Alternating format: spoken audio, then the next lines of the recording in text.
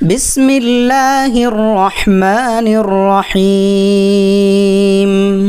شروع اللہ کے نام سے جو بڑا مہربان نہایت رحم والا ہے۔ علماء کرام کا اس بات پر اتفاق ہے کہ بسم اللہ الرحمن الرحیم قرآن کریم کی ایک مستقل آیت ہے اور اس کو تسمیہ بھی کہا جاتا ہے۔ بسم اللہ سے کاموں کی ابتدا۔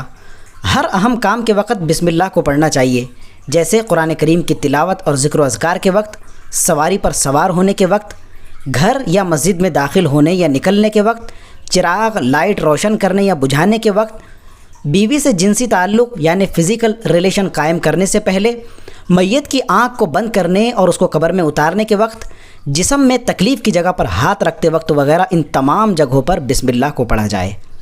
بسم اللہ کے بغیر کام میں برکت نہیں ہوتی۔ سرکار مدینہ صلی اللہ علیہ وآلہ وسلم نے ارشاد فرمایا، کل امر ذی بال لم یبدأ ببسم اللہ فہو ابتر۔ ہر وہ کام جو ذرا بھی اہمیت رکھتا ہو، اس کی شروعات اگر بسم اللہ سے نہ کی جائے تو وہ کام نامکمل اور ادھورا ہی رہتا ہے۔ بسم اللہ نہ پڑھنے سے شیطان کی شرکت۔ ایک دیہاتی صحابی حضور پاک صلی اللہ علیہ وآلہ وسلم کی خدمت میں حاضر ہوئے اور بغیر بسم اللہ کے کھانا شروع کر دیا۔ وہ کھاتے رہے، یہاں تک کہ آخر لقمے کو بھی کھانے کے لیے اٹھایا اور کھانا چاہا تو انہوں نے اب تک اللہ تعالیٰ کا نام نہیں لیا تھا، لیکن اس آخری لقمے کے وقت بسم اللہ یاد آ گئی تو ہاتھ رک کر بسم اللہ پڑھی اور کھانا کھایا۔ آپ ان کو دیکھ کر مسکرانے لگے۔ صحابہ کرام نے پوچھا کہ حضور آپ نے تبسم فرمایا لیکن ہمیں تو کوئی ایسی چیز محسوس نہیں ہوئی، تو آپ نے ارشاد فرمایا، ما زال الشیطان یأکل معه فلما ذکر اسم اللہ عز وجل استقاء ما فی بطنہ، کہ جب اس آنے والے نے بسم اللہ کے بغیر کھانا شروع کیا تو شیطان بھی اس کے ساتھ کھانے میں شریک ہو گیا تھا، یہاں تک کہ آخر لقمے تک شیطان اس کے ساتھ کھاتا رہا۔ البتہ جب اس نے بسم اللہ پڑھی تو جتنا کھانا اس نے کھایا تھا بسم اللہ کہنے سے سارے کھانے کی قے کر دی، یعنی شیطان کو الٹی ہو گئی۔ ناپاکی کی حالت میں قرآن کریم کی تلاوت اور اللہ کا ذکر۔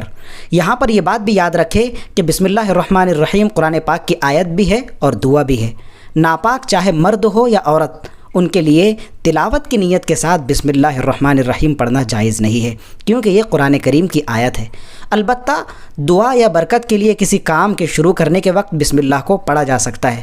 مثلاً کوئی ناپاک آدمی کچھ کام کرنا چاہتا ہے، جیسا کہ دروازے اور کواڑ وغیرہ بند کرنا ہو، تو ناپاک مرد ہو یا عورت ان کو بسم اللہ الرحمن الرحیم دعا کے طور پر پڑھنے کی اجازت ہے۔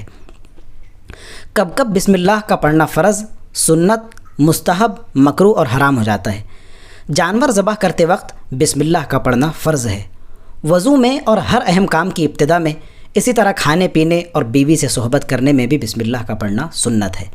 کبھی مستحب ہے، جیسے جوتی پہننے اور ہر بھلے کام کے وقت۔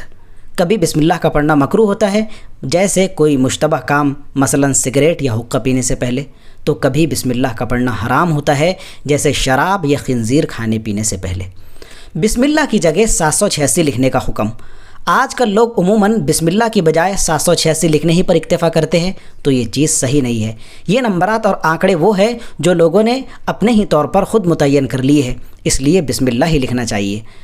786 جس طرح بسم اللہ کے نمبر بنتے ہیں، ایسے ہی کسی اور چیز کے بھی ہو سکتے ہیں، اچھی چیز کے بھی ہو سکتے ہیں اور خراب چیز کے بھی۔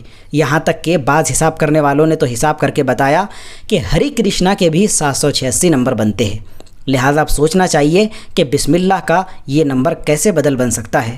کوئی شخص بسم اللہ کی نیت کے ساتھ 786 لکھتا ہے تو وہ برکت کا سبب تو بن سکتا ہے، لیکن بسم اللہ کا بدل ہرگز نہیں ہو سکتا۔ نماز میں سورہ فاتحہ اور سورت کے درمیان بسم اللہ پڑھنا۔ ہر رکعت میں سورہ فاتحہ سے پہلے بسم اللہ پڑھنا مسنون ہے، جبکہ سورہ فاتحہ اور سورت کے درمیان بسم اللہ پڑھنا امام اعظم ابو حنیفہ رحمۃ اللہ تعالیٰ علیہ کے نزدیک اگرچہ مسنون نہیں، لیکن آہستہ آواز سے پڑھ لینا بہتر ہے۔ سبحان اللہ وبحمدہ، سبحانک اللہم وبحمدک، اشہد ان لا الہ الا انت، استغفرک واتوب الیک۔